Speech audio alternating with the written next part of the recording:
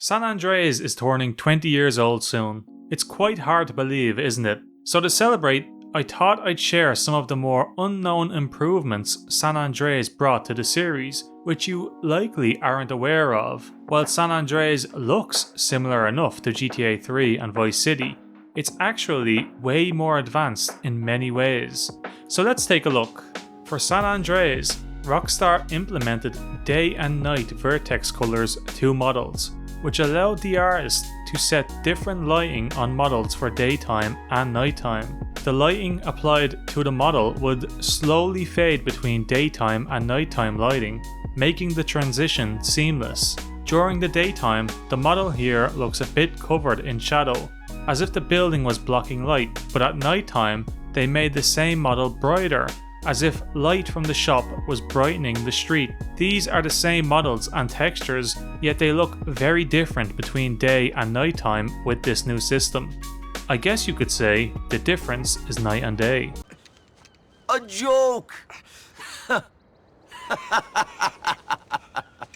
This is just one example, but the introduction of this system gave artists a lot more freedom when creating San Andreas. In GTA 3 and Vice City, this didn't exist. Models could have vertex colors, but they remained the same between day and night. So for example, to stylize Vice City at night, Rockstar literally just swapped some building models between daytime and nighttime models, mostly around Ocean Drive, which is probably the most stylized area in Vice City. Look how these daytime models swap to their nighttime counterparts once it becomes 8 PM.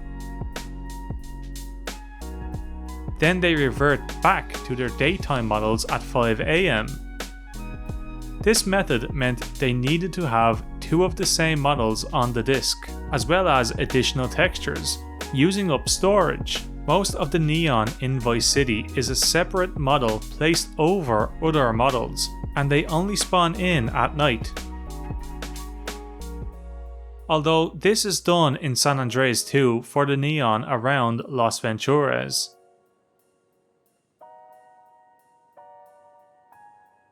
San Andreas' improvements gave the artists at Rockstar a lot more freedom, giving them the opportunity to stylize the map more, as they weren't limited to making the vertex colors work for both daytime and nighttime, since they could now include different colors for both times. It makes the transition far less jarring between daytime and nighttime, and overall it's just a much cleaner method.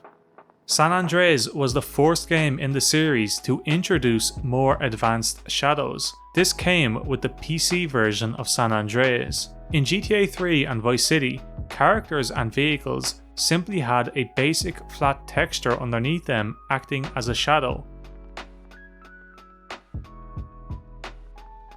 Certain objects like trees would have a fake shadow on the ground next to them, but this was simply a shadow model which was planted on the ground.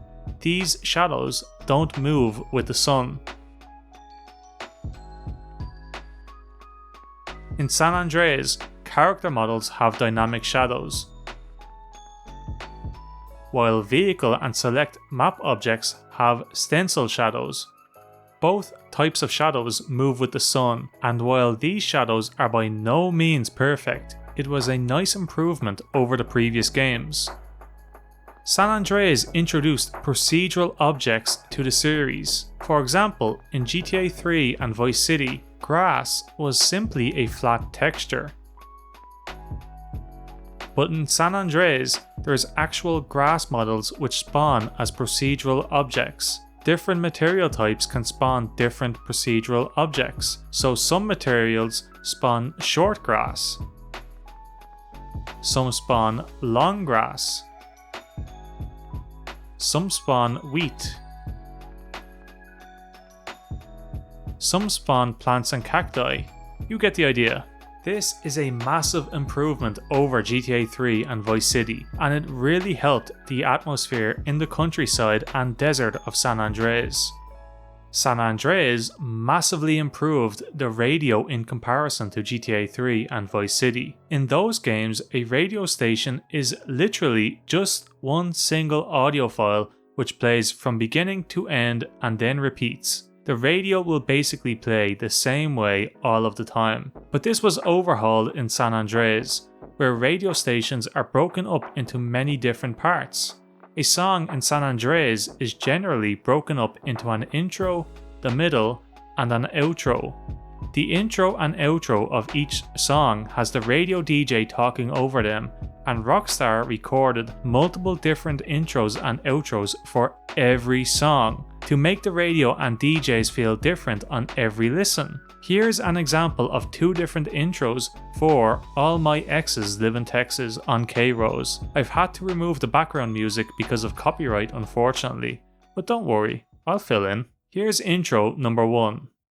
Do do do do do do do do do do do do do do do do do do. Whitey Schaefer's got something to tell us about the Lone Star State. Sing it, Schaefer! And here's intro number 2.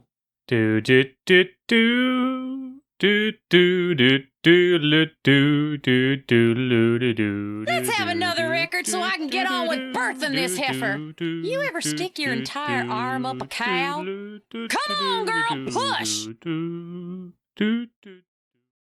San Andreas introduced much more dynamic pedestrian spawns.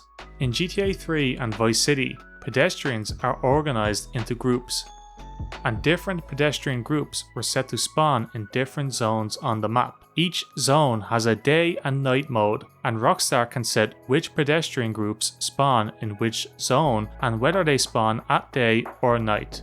Pretty basic stuff. San Andreas introduced the population cycle, which is even used in GTA 5. With this system, different pedestrian groups could spawn at different densities in different zones, and as well as that, the density could be different for every 2 hours in the day, and the densities could be set differently depending on whether it was a day during the week or a day on the weekend. Just a quick example, in rich residential zones, pedestrians in the casual rich group spawn at about a density of 60 throughout most of the day on a weekday, but during the weekend they spawn at a density of 100 from early in the morning straight through to the evening, where they drop back down to a spawn density of 60. So you'll see fewer rich people on a weekday in rich residential zones than you would during a weekend in those areas, presumably because some of them will be at work during weekdays. This system gave Rockstar much more control over how pedestrians spawn, and it makes the variety of pedestrians much more dynamic than what they were in previous games. And yes, San Andreas has a day of the week system. You can view the current game day by checking the stats menu in-game. Like I said, the system introduced in San Andreas was still used in GTA 5, so Rockstar seemed pretty happy with it. San Andreas gave us different cities, a countryside, and a desert, the most diverse GTA map ever, and Rockstar made sure each area had a unique atmosphere. Part of how they did this was giving the different zones on the map different weather sets. So sunny weather in Los Santos looks different to sunny weather in San Fierro. Rainy weather in San Fierro looks different to rainy weather in the countryside, and so on. This allowed the artists to give each city a unique feel and made the atmosphere feel fresh as you progressed through the game. Overall, the game has 20 different weather sets, split up between 5 areas: Los Santos, San Fierro, Las Venturas, the countryside, and the desert. In comparison, Vice City only has 6 weather sets, and GTA 3 only has 4. So 20 is quite an impressive addition. While I only covered 6 things in this video, San Andreas brought massive improvements over GTA 3 and Vice City, and some of these improvements are still being used in GTA 5, like we've seen in this video. This game really had a massive impact,